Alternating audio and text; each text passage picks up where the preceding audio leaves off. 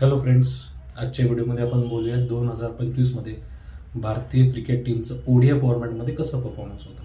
Overall आपण 14 matches खेळलो, त्याच्यामध्ये 3 आपण हारलोय आणि 11 जिंकलोय.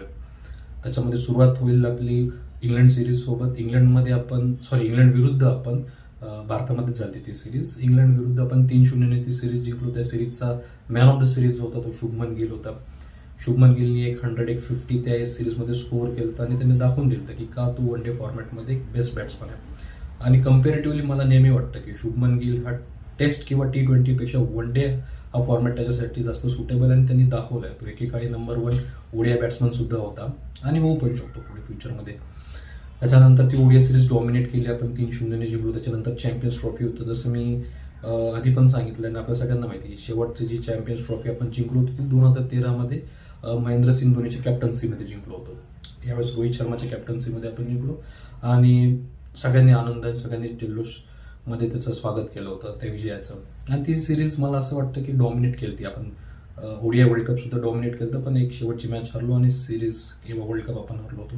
ती चुकी यावेळेस आपण केली नाही. 2025मध्ये आपण फायनलमध्ये न्यूझीलंड विरुद्ध खेळत होतो आणि एक वेळ असा आला होता की थोड्याशा विकेट गेल्या होत्या, बट तिथे जसं अक्षर पटेल आणि श्रेयस अय्यरनी एक चांगली इनिंग खेळली आणि भारताला जिंकून दिलं. चॅम्पियन्स ट्रॉफीमध्ये स्पेशली मला वाटतं फक्त 3 मॅचेस होत्या किंवा 3 टीम अशा होत्या की ज्या मॅचेस आपण इंटरेस्टिंगली बघू शकतो. ती एक होती पाकिस्तानची ॲज युजल, ऑस्ट्रेलियाची आणि न्यूझीलंडची. तिघांना आपण हरवलं. वर्ल्ड चॅम्पियन होती ऑस्ट्रेलिया, त्यांना पण आपण हरवलं आणि चॅम्पियन्स ट्रॉफी जिंकलो. त्याच्यानंतरची जी सिरीज होती ती मोठ्या गॅप नंतर होती, मला वाटतं IPL नंतर होती आणि ती होती ऑस्ट्रेलिया विरुद्ध ऑस्ट्रेलियामध्ये.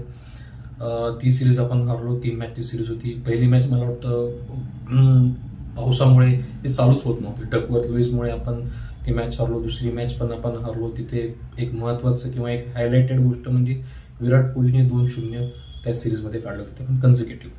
त्याच्यानंतर तिसरी मॅच झाली. तिसरी मॅच आपण जिंकलो. त्याच्यामध्ये विराट कोहली, रोहित शर्मा दोघांनी चांगली बॅटिंग केली होती. रोहित शर्माने 100 स्कोअर केला होता, विराट कोहलीने 50 काढली होती आणि आपण ती सिरीज 2-1 हरलो. त्याच्यानंतरची जी सिरीज होती ती साऊथ आफ्रिकेची सिरीज भारतामध्ये होती. 3 मॅचची सिरीज होती. त्याच्यामध्ये आपण पहिली मॅच जिंकलो. अगेन ती पहिली मॅच पण अशी होती की एखादी ओव्हर इकडे तिकडे झाला असतं तर स्कोअर काहीतरी वेगळा झाला असतं. परफॉर्मन्स बॅटिंगमध्ये आलं होतं, बॉलिंगमध्ये थोडंसं हलकं होतं.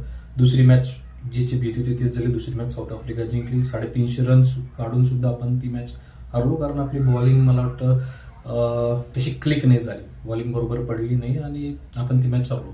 तिसरी मॅच आपण जिंकलो. तिसऱ्या मॅचमध्ये आपली पहिली बॉलिंग होती, त्याच्यामुळे ड्यू नव्हता आणि आपण चांगली बॉलिंग केली आणि साऊथ आफ्रिकेला ती मॅच आपण इझिली हरवली. त्याच्यात पण Virat Kohli man of the series होता. विराट कोहलीने 200 बॅक टू बॅक 100 स्कोअर केलं होतं.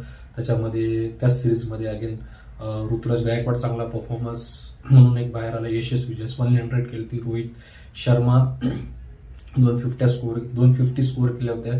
आणि एकंदरीत मला असं वाटतं की 2025 हे जे इयर होतं त्याच्यामध्ये ओडीआय फॉर्मॅटमध्ये स्पेशली आपले बॅट्समन जे होते ते चांगले परफॉर्म नेहमी करत राहिले, कॉन्स्टंटली परफॉर्म करत राहिले आणि त्यांनी 2025 गाजवलंय, बॅट्समननी गाजवलंय. स्पेशली मी असं म्हणू शकतो बॉलिंग डिपार्टमेंटमध्ये येस मला वाटतं कुलदीप यादव एक की बॉलर होता ओडीआय फॉर्मॅटमध्ये.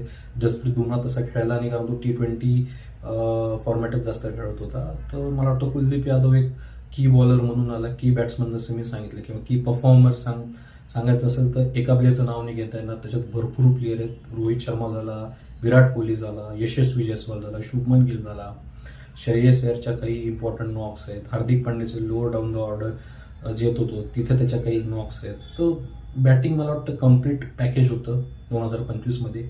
असंच परफॉर्मन्स 2026मध्ये राहील, 2027मध्ये राहील आणि भारत 2027चा जो ओडीआय वर्ल्ड कप जिंकायचं जे स्वप्न घेऊन आपल्या हृदयाजवळ ठेवलेलं आहे ते स्वप्न मला वाटतं आपण नक्की पूर्ण करू. भेटूयात पुढच्या व्हिडिओमध्ये. तोपर्यंत काळजी घ्या.